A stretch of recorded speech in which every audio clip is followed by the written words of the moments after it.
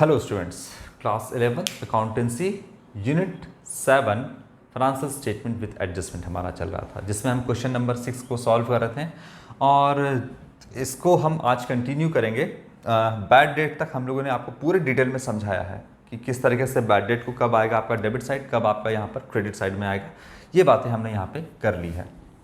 तो last video को आप जो है क्वेश्चन नंबर 6 के शुरुआत से आप इसको देखना। यहाँ पर हमने कैलकुलेशन करके आपको दिखाया था ये बैड डेट वाला।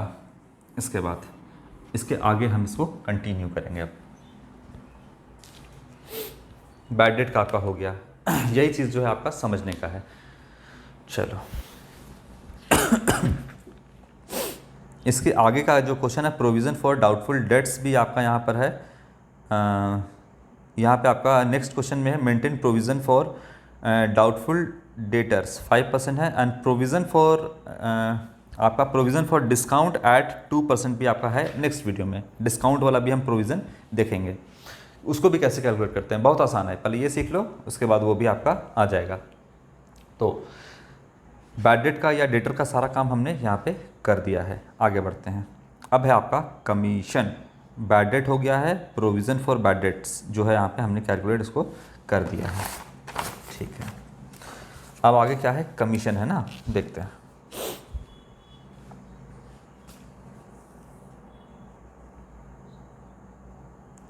कमीशन कितना है आपका, तो देखोगे कमीशन के बगल में CR लिखा हुआ है। CR नहीं, CR मतलब क्रेडिट। तो यहाँ पर कमीशन अगर क्रेडिट दिया है मतलब कमीशन रिसीव्ड है। नॉमिनल अकाउंट के रूल से कमीशन किस में आएगा, कमीशन है या फिर जितना भी एक्सपेंस है, इनकम है, वो आपका आता है नॉमिनल अकाउंट में। कमीशन के बगल में CR लिखा है मतलब क्रेडिट, मतलब नॉमिनल अकाउंट के रूल से क्रेडिट ऑल इनकम, ये कमीशन इनकम है और इनकम होने की वजह से क्रेडिट साइड में आएगा, क्योंकि प्रॉफिट एंड लॉस अकाउंट आपका नॉमिनल अकाउंट है। क्रेडिट ऑल इनकम, इनकम होने की वजह से आपका क्या आएगा, इधर साइड में आएगा, क्योंकि क्रेडिट लिख दिया है। यही अगर बगल में लिखता है DR यानी डेबिट, तो कमीशन एक्सपेंस के तौर पे हम इधर दिखाते हैं। तो यहाँ पे हम लिखते हैं कमीशन, पूरा लिख देते हैं। कमीशन कितने का है, तो ये है 4600 का कमीशन है। अब इस पे एडजस्टमेंट है, वो हम देख लेते हैं।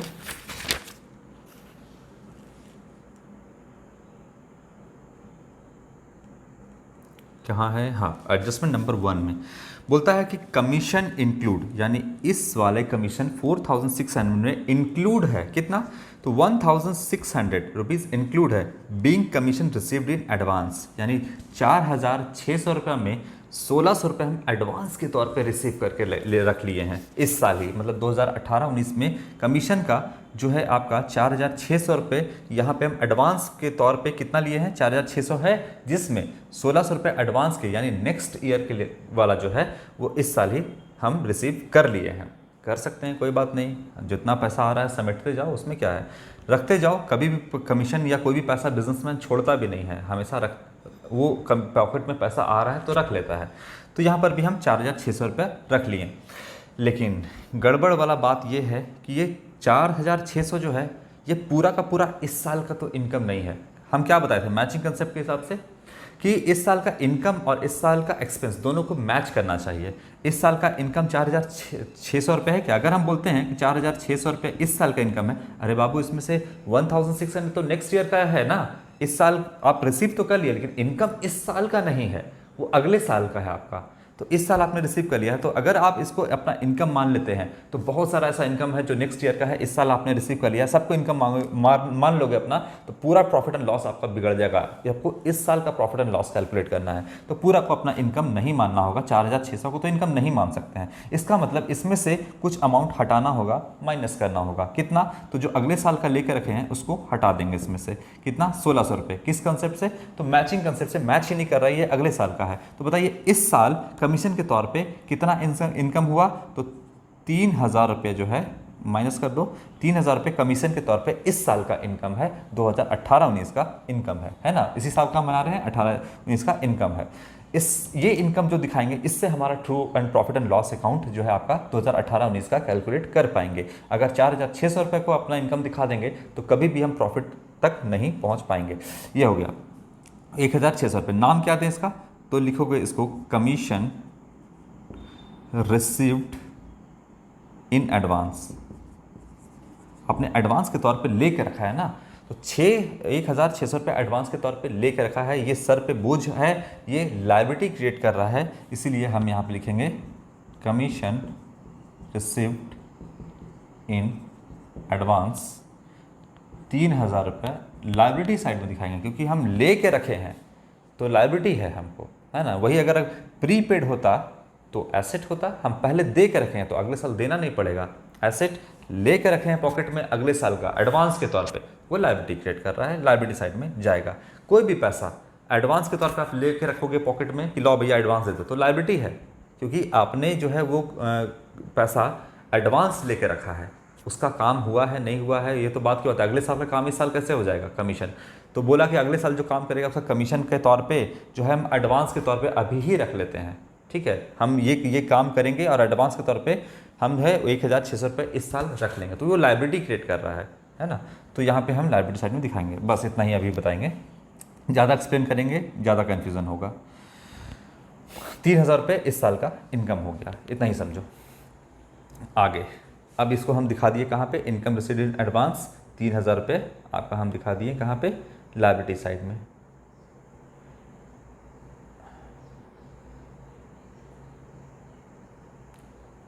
एक मिनट, 3,000 दिखा दिए क्या? ना 3,000 नहीं जाएगा। देखिए कमीशन रिसीव एडवांस कितना रिसीव किया, 1600 लिखिए, जितना एडवांस रिसीव किए, गलती से हो गया यहाँ पे, एडवांस कितना रिसीव किए, तो एडवांस जो रिसीव किए 1600 रुपये, 1600 रुपये लायबिलिटी है। इनकम कितना है, ये 3,000 रुपये इस साल का इनकम है, 1600 रुपये लायबिलिटी है क्योंकि एडवांस पे लेके रखे हैं हम, ठीक है। तो ये हो गया आपका कमीशन का। आगे कमीशन के बाद जो है देखते हैं क्या है आपका, लाइटिंग है। अब लाइटिंग आपका कहाँ पर जाएगा, तो ट्रेडिंग अकाउंट तो हम लोगों ने बना लिया है, अब लाइटिंग जो है वो एक्सपेंस के तौर पे है यहाँ पे, तो ये आपका चला जाएगा पीएल के डेबिट साइड में।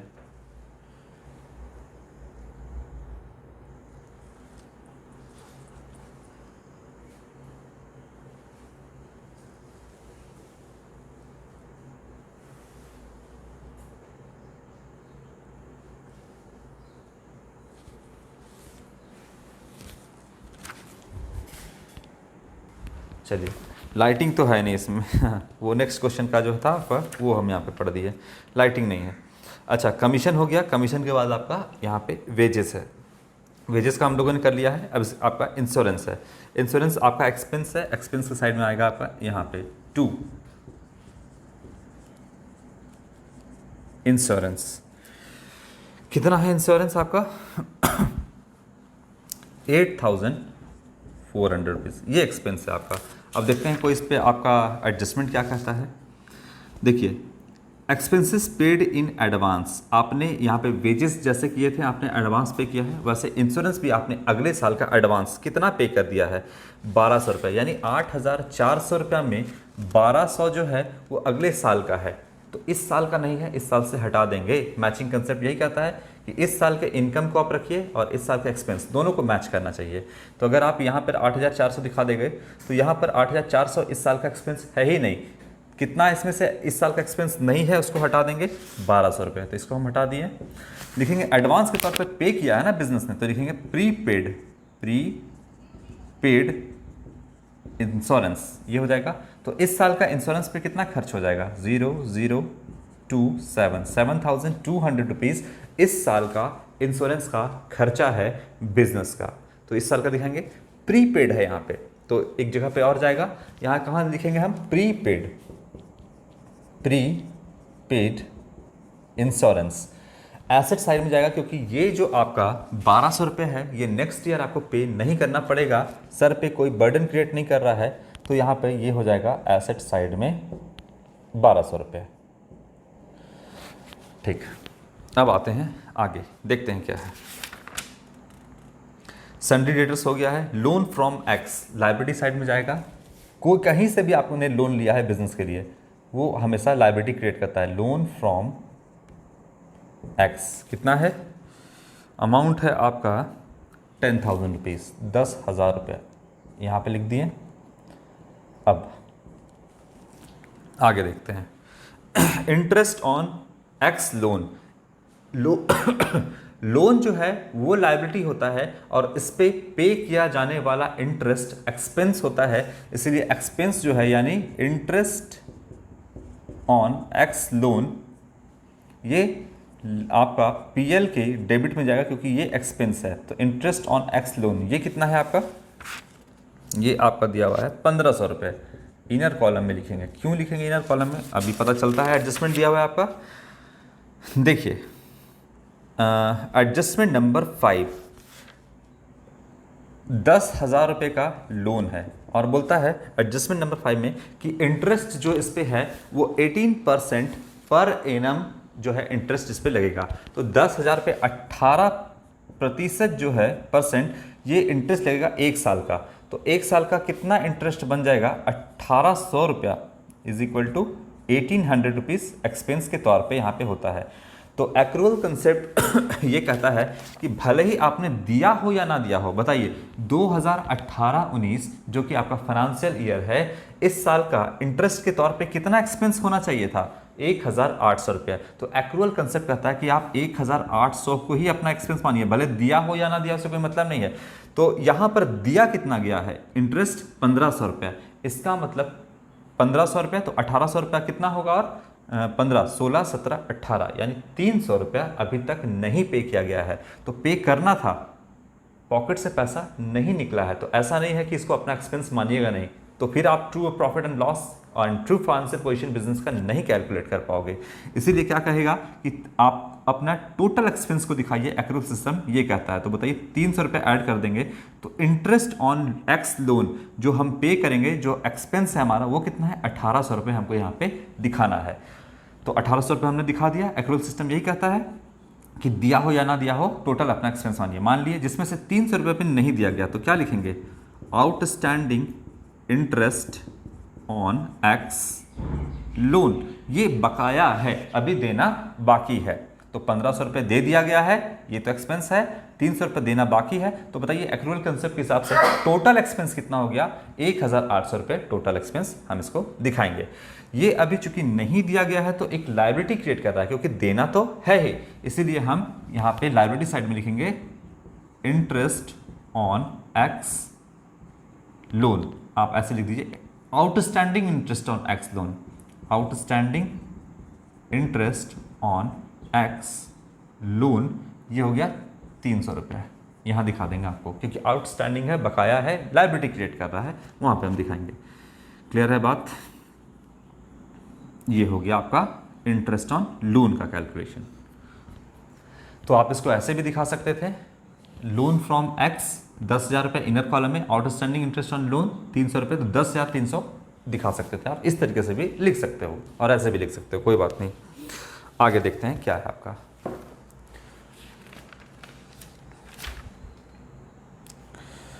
फर्नीचर है 20,000 का, कोई एडजस्टमेंट या कोई डेप्रिसिएशन है इसमें, बिल्कुल है। चलिए, तो फर्नीचर क्या है, बिजनेस के लिए एसेट होता है, और एसेट है तो एसेट साइड में लिखेंगे कैसा एसेट है, फिक्स्ड टैंजिबल एसेट है। तो लिखेंगे फर्नीचर 20,000 रुपीज़, 20,000 रुपये, जो कि एक साल में 2018-19 पूरा एक साल में 12 महीना में ये डेप्रिसिएट कर गया, कितना लेस कर देंगे डेप्रिसिएशन, कितना परसेंट है दिया है 15%।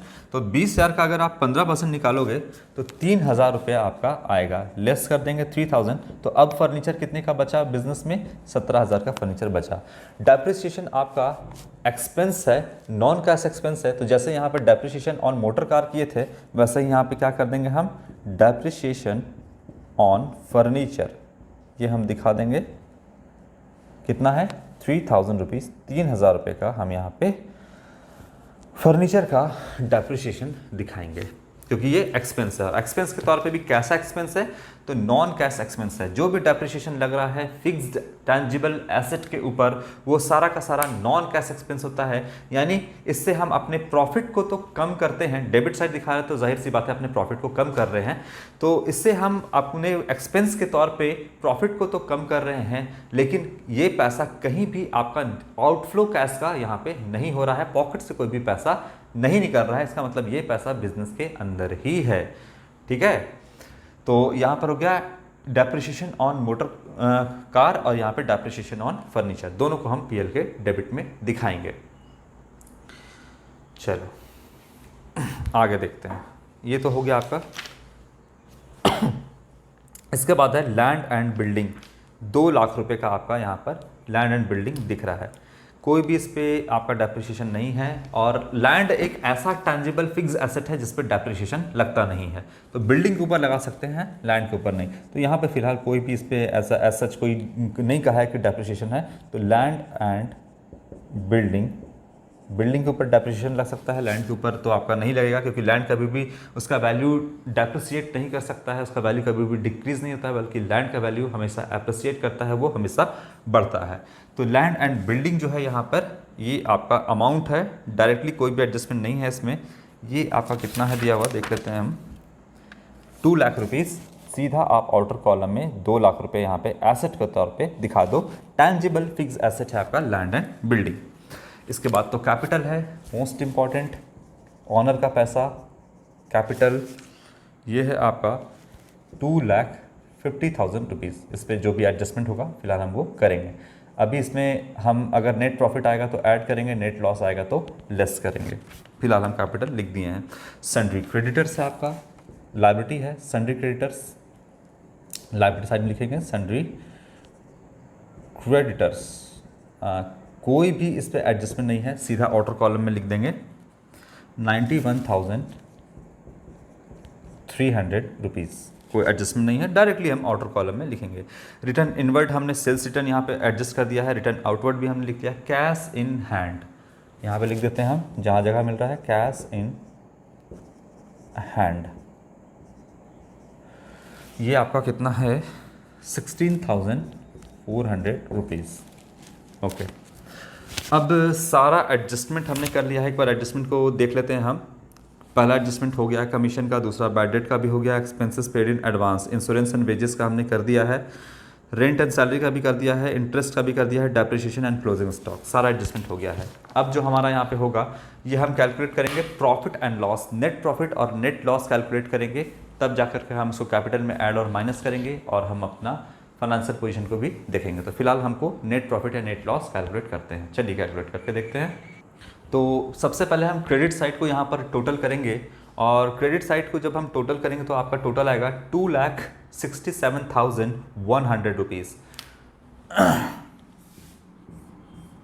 2,67,100 रुपीज़ ये आपका क्रेडिट साइड का यहाँ पर टोटल आया। अब डेबिट साइड को जितना भी है एक्सपेंसेस, इनडायरेक्ट एक्सपेंसेस, सबको हम लेस करेंगे। 30,000, 42,000, 6,000, 38,400, 7,200 एंड 1,800 एंड 3,000 रुपीज़ यहाँ पर हम माइनस करेंगे। तो माइनस करने के बाद यहाँ पर आपका आ रहा है नेट प्रॉफिट 1,38,700 रुपीज़। यहाँ पे आ रहा है 1,38,700 रुपीज़। या आपका नेट प्रॉफिट लिखेंगे, नेट प्रॉफिट क्या करेंगे, transferred to capital account, capital account में हम इसको ट्रांसफर करेंगे। तो नेट प्रॉफिट आपका 1,38,700 रुपीज़ का आया। तो टोटल कर लेते हैं 2,67,100 रुपीज़। अब ये आपका नेट प्रॉफिट कैपिटल में ऐड हो जाएगा। देख लेते हैं कि कोई ड्राइंग्स वगैरह है या नहीं। तो यहाँ पर आपका कोई भी ड्राइंग्स नहीं दिख रहा है, तो फिलहाल नेट प्रॉफिट को हम कैपिटल में ऐड कर देंगे। तो यहाँ पर हम लिखते हैं नेट प्रॉफिट 1,38,700 रुपीज़। सीधा आउटर कॉलम में दिखाएंगे 0,07883, 3,88,700 रुपीज़ का। अब जो है ऑनर का पैसा है, यानी कैपिटल के तौर पे पूछेंगे अब कितना पैसा है ऑनर का, तो ऑनर का कैपिटल अब बिजनेस में प्रॉफिट होने के बाद 3,88,700 रुपीज़ का कैपिटल है, क्योंकि profit is a source of additional capital. Profit ही वो जो आपका है वही आपके कैपिटल को इंक्रीज करता है, बढ़ाता है। इसीलिए हम हमेशा प्रॉफिट को, नेट प्रॉफिट को ऐड करते हैं और लॉस को इसमें क्या करते हैं, सब्सट्रैक्ट करते हैं, माइनस करते हैं। अब हमारा बैलेंस शीट देखना है कि बैलेंस शीट टैली कर रहा है या नहीं। अगर बैलेंस शीट टैली कर गया तो जितना भी अभी तक आपने कैलकुलेशन प्रॉफिट एंड लॉस में किया है वो बिल्कुल करेक्ट है। चलिए देखते हैं। तो बैलेंस शीट अगर आप करिएगा तो यहाँ पे एसेट साइड को और लायबिलिटी साइड को टोटल कर लीजिए। तो यहाँ पे एसेट साइड को जब हमने टोटल किया तो ये आ रहा है 4,95,600 रुपीज़। 4,95,600 रुपीज़, ये एसेट साइड में भी आपका आ रहा है और लाइबिलिटी साइड को भी टोटल करोगे तो 4,95,600 रुपीज़ आपका यहाँ पे आ जा रहा है। बैलेंस शीट टैली कर गया तो आपका जो भी मैंने बनाया है वो बिल्कुल करेक्ट है। क्यों करेक्ट है? क्योंकि बैलेंस शीट जो है वो अकाउंटिंग इक्वेशन पे बेस्ड होता है और अकाउंटिंग इक्वेशन आप पढ़ चुके हो। अकाउंटिंग इक्वेशन का दूसरा नाम ही है आपका बैलेंस शीट इक्वेशन। तो आपका ये बैलेंस शीट टैली करेगा ही, क्योंकि एसेट जो है वो हमेशा लायबिलिटीज़ यानी कैपिटल प्लस लायबिलिटीज़ के बराबर होता है। तो ये हमने क्वेश्चन नंबर 6 जो है आज हमने कंप्लीट किया। नेक्स्ट वीडियो से हम क्वेश्चन नंबर 7 से स्टार्ट करेंगे। आपका आज के लिए इतना ही। Thank you.